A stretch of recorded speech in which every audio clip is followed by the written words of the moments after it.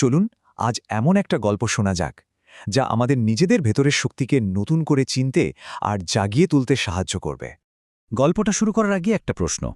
কেমন আমাদের পরিচয় আসলে কিসে তৈরি হয়? জন্ম দিয়ে নাকি আমাদের বিশ্বাস দিয়ে? গল্পটা হয়তো আমাদের এই উত্তরটা খুঁজে পেতে সাহায্য করবে। গল্পের শুরুটা কিন্তু বেশ রাজকীয়। ভাবুন তো, অনেক উঁচু একটা পাহাড়, তার চূড়ায় থাকত এক শক্তিশালী ঈগল। কিন্তু নিয়তির খেলা বোঝা বড় দায়। এক মুহূর্তের মধ্যে সবকিছু কেমন ওলটপালট হয়ে যেতে চলেছে।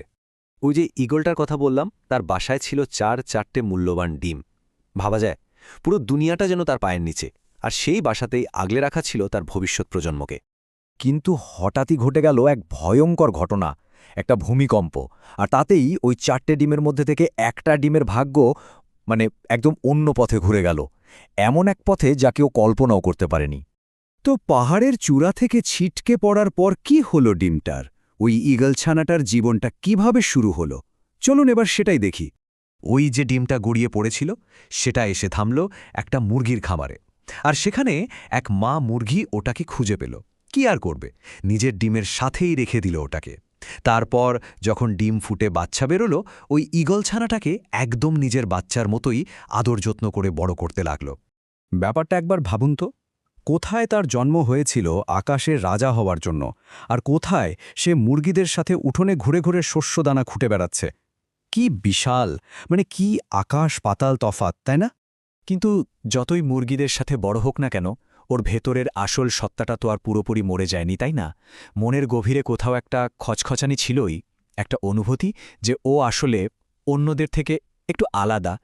হ্যাঁ, ও একদম মুরগির মতোই জীবন কাটাচ্ছিল, সারাদিন তাদের সাথেই থাকত, তাদের মতোই চলাফেরা করত, কিন্তু তারপরেও ভেতরে ভেতরে সবসময় মনে হতো এই জায়গাটা যেন ঠিক ওর জন্য না। আর ঠিক এমনই একদিনে ঘটল সেই ঘটনাটা। ও হঠাৎ আকাশের দিকে তাকিয়ে দেখল, কি বিশাল, কি চমৎকার এক ঝাঁক ঈগল স্বাধীনভাবে রাজার মতো আকাশে উড়ে বেড়াচ্ছে। ওর নিজের পরিবার। এইটাই কিন্তু গল্পের সবচেয়ে গুরুত্বপূর্ণ মোড়, কারণ ঠিক এখানেই একটা সুন্দর স্বপ্ন এসে ধাক্কা খায় কঠিন বাস্তবতার সাথে। আর শুরু হয় আসল পরীক্ষা, বিশ্বাসের পরীক্ষা। ওই দৃশ্যটা দেখে ঈগলটার ভেতরে কেমন যেন একটা আকুলতা তৈরি হলো। ও আর থাকতে না পেরে ওর পালক মা ওই মুরগিটার কাছে গিয়ে নিজের মনের কথাটা বলেই ফেলল। কিন্তু মা মুরগির উত্তরটা কি ছিল জানেন? খুব সাধারণ, খুব স্নেহের সাথেই সে বলল। কিন্তু ওই কথাগুলোই ঈগলটার স্বপ্নের জন্য কাল হয়ে দাঁড়াল। তো কি হতে পারে যখন এত শক্তিশালী একটা প্রাণী একটা ছোট্ট সীমাবদ্ধ বিশ্বাসকে সত্যি বলে মেনে নেয়? এর ফলটা যে কতটা মারাত্মক হতে পারে তা কি আমরা ভাবতে পারি? ঈগলটা কিন্তু হাল ছাড়েনি প্রথমে। ও যখনই আকাশে ওর মতো পাখিদের উড়তে দেখত, ওরও উড়তে ইচ্ছে করত, স্বপ্নটা আবার ফিরে আসত। কিন্তু মনের মধ্যে সবসময় ওই মা মুরগির কথাগুলো বাজতে থাকত। আর এখানেই হলো আসল সমস্যাটা। আস্তে আস্তে ও ওই কথাগুলোকেই সত্যি বলে বিশ্বাস করতে শুরু করল। ওর পালক মায়ের সত্যটাই ওর নিজের সত্য হয়ে গেল। আর তার সাথে সাথেই নিজের ভেতরের ওই বিশাল সম্ভাবনা, ওই ওড়ার স্বপ্ন সব জলাঞ্জলি দিয়ে দিল। ভাবতে পারেন কি করুণ পরিণতি! ও সারাটা জীবন একটা মুরগি হয়েই কাটিয়ে দিল, একটা ছোট্ট বিশ্বাসের গণ্ডির মধ্যে নিজেকে আটকে রেখে মরেও গেল। অথচ ও যে আসলে এক বিশাল ঈগল, সেই সত্যিটা কোনোদিন জানতেই পারল না। তো এই গল্পটা থেকে আমরা কি শিখতে পারি? চলুন এবার একটু সেদিকে নজর দেওয়া যাক। কারণ এই সাধারণ দেখতে গল্পটার মধ্যেই কিন্তু আমাদের সবার জন্য একটা বিরাট শিক্ষা লুকিয়ে আছে। গল্পের সারমর্মটা কি? খুব সহজ। আমরা শেষ পর্যন্ত তাই হয়ে উঠি যা আমরা নিজেদের সম্পর্কে মনে প্রাণে বিশ্বাস করি।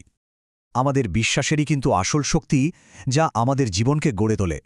এই ঈগলের গল্পটা থেকে আমরা কয়েকটা জরুরি ধাপ শিখতে পারি। প্রথমত, নিজের ভেতরের আসল ডাকটা শুনতে হবে। দ্বিতীয়ত, কোন কথাগুলো বা কারা আমাদের আটকে রাখছে সেটা বুঝতে হবে। তৃতীয়ত, নিজের বিশ্বাসটা নিজেকেই বেছে নিতে হবে। আর সবশেষে সেই বেছে নেওয়া সত্যটাকেই আঁকড়ে ধরে বাঁচতে হবে। আসলে গল্পের শেষ কথাটা এটাই, যদি মনে ঈগলের মতো ওড়ার স্বপ্ন থাকে, তবে সেই স্বপ্নকেই সত্যি বলে মানতে হবে। আশেপাশের মুরগিরা কি বলছে সেদিকে কান দিলে চলবে না।